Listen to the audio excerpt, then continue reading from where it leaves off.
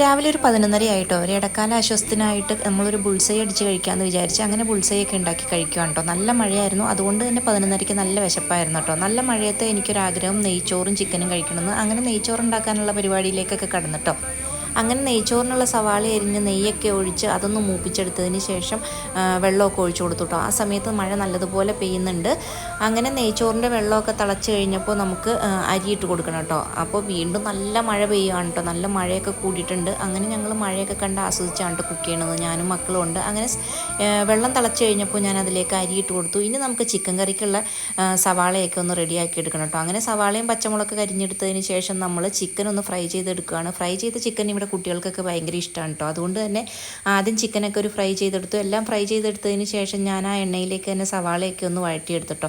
അങ്ങനെ നമ്മുടെ നെയ്ച്ചോറും ചിക്കനും ഒക്കെ ഇവിടെ റെഡിയായി. ഞങ്ങൾ ഒരു 2 മണിയൊക്കെ ആയിട്ടോ കഴിക്കാനായിട്ട്. അടിപൊളിയായിട്ട് ഞങ്ങൾ നെയ്ച്ചോറും ചിക്കനും കഴിച്ചു.